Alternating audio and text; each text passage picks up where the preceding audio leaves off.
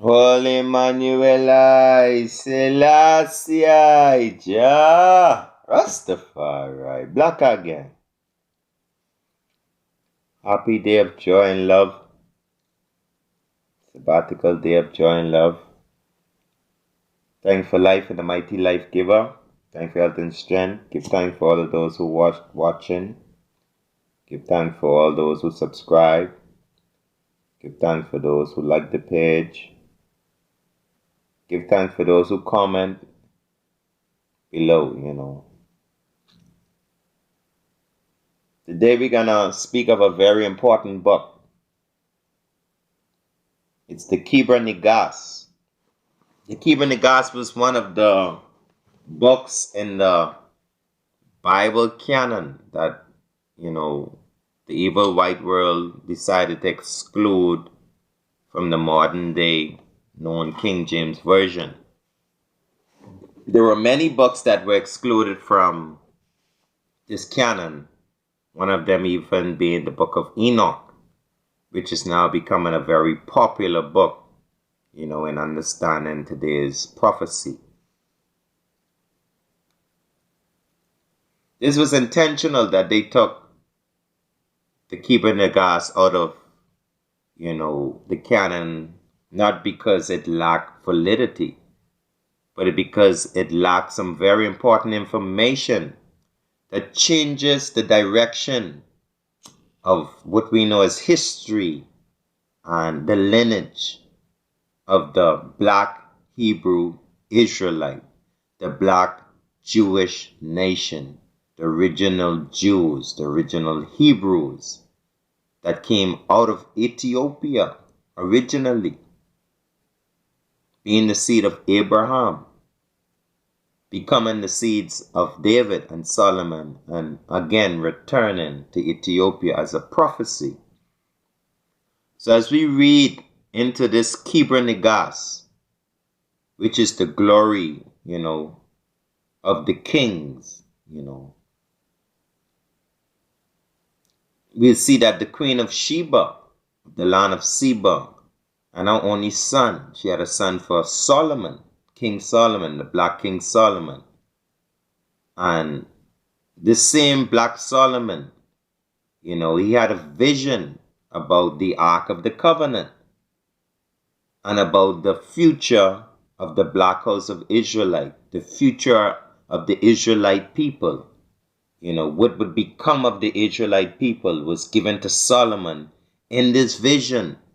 This vision was not placed into the King James Bible as we know, but this vision is written in the Kibra Nagas, which is one of the books that's supposed to be in the Bible so that we can see and understand what truly happened between King Solomon and Queen of Sheba, because the Bible gives a short description about the Queen of Sheba and Solomon's, greetings, and interactions.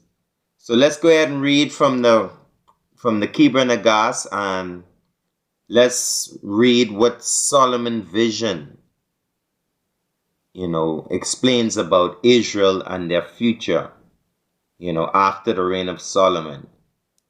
So as we read, it says, "And after he slept, there appeared unto King Solomon in a dream a brilliant sun, and it came down from heaven and shed exceeding great splendor over Israel." Let's continue and read. And it says, as we read on, "And when it had tarried, therefore a time it suddenly withdrew itself, and it flew away to the country of Ethiopia, and it shone there with exceedingly great brightness forever, and it willed to dwell there."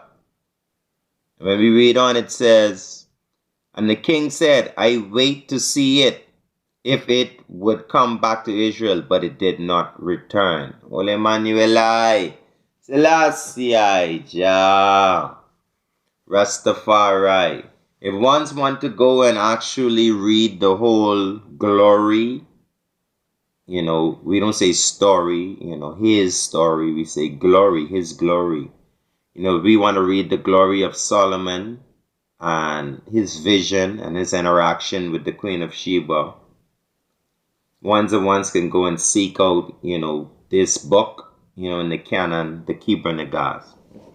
So let's go with the vision. The vision says that, the sun, which represents, according to the Hebrew Nagas, when you read on, it represents the Ark of the Covenant, and according to the book, Solomon's prophecy was that in his vision, the Ark came into the Middle East, what we'll know as the Middle Day Jerusalem, and it reigned there for a time, and then it was taken away, and it returned. This was during the time when Jerusalem was sieged and the Ark of the Covenant was conquered and carried away, and Jah restored the Ark of the Covenant forward to the Middle East, to Jerusalem at that time. But according to Solomon's vision, this is where it's very important. This is how we know what happened to the children of Israel after, King Solomon left the throne. We see that in that same vision, God showed Solomon that this son will go into Ethiopia and it will remain there. And Solomon said in his vision, in the later part of the passage, he says that he looked to see if she would return, the son, the Ark of the Covenant, but it didn't. So according to Solomon's vision, the Ark of the Covenant was leaving the Middle East and was headed into Ethiopia during his reign. And according to his vision, the Ark of the Covenant will never leave Ethiopia. This is very significant. But because the Ark of the Covenant signified God with the children of Israel. God being in the presence of the children of Israel. You see, the Ark of the Covenant was given, to the children of Israel to carry the laws of Moses and Aaron rod, to be a remembrance that I am the Lord thy God that brought thee out of the land of Egypt, out of the house of bondage. So even if you read carefully into the Keeper Nagas, into Solomon's text, Solomon wept and he was very troubled, finding out in his vision that the Ark of the Covenant would have left the Middle East Jerusalem and go into Ethiopia, the original Black Jerusalem. Because wherever Our Lady, or what we'll call the Ark of the Covenant, wherever she dwelled, that's the Shekinah glory, that's the presence of God. And this is very significant because that's why when we do the research, you'll see a lot of, the other nations of the world and religious leaders and historians and archaeologists, where is the Ark of the Covenant? And they even have the tenacity to go ahead and say that it's a tale, that the Ark of the Covenant resides in Ethiopia. Whereas all these biblical scholars and, different scribes, they know that the text in the canon, and the Keeper Nagas says that the Ark of the Covenant will go into Ethiopia and it will not leave there. It will abide there forever. So there's no question trying to find out where the Ark of the Covenant is. Because it's evident that it left and it gone into Ethiopia by King Solomon's son, Menelik the first, Queen of Sheba's son. So this is why the whole world, is confused about who is Israel and where is Israel. Where is the throne of Israel? Where's the throne of Judah? Where's the house of Judah? Where's the house of Levi? Where's all these Israelites? Well, the Keeper Nagas shows us what happened. The Ark of the Covenant went into Ethiopia, and from hence, the children of Israel were carried into Ethiopia. And the throne of God and the Solomonic dynasty and the Davidic dynasty, it went into Ethiopia. And that's why in 1930, November 2nd, King Rastafari was crowned King of Kings, conquering Lion of the tribe of Judah, descendant of Solomon and King David. So we the Ethiopians, we're the true Jews. We blacks in the West, we're the true Jews, according to the Kibra Negas. Yes, royal family. So according to the Kibra Negas, we know where the Ark of the Covenant is. It's in Ethiopia. And that's where the throne of David is. Rastafari Selassie, I sit upon the throne of King Solomon and David. The Roman Catholic Church, the Ashkenazi Jews, the white Jews in the Middle East, they claiming that they're the children of God, that they're the descendants of Solomon and David, and they're restoring the temple of Jerusalem. Where's the Ark of the Covenant? The Jews in the Middle East right now, the Ashkenazi white Jews, where's the Ark of the Covenant? They don't know. If there's Israel, they're supposed to know where the Ark of the Covenant is. Because the Ark of the Covenant is always with the people of Israel. We the Ethiopians, we know where the Ark of the Covenant is. It's with us. Because that's the teachings, that's the culture, that's the Kibra Negas.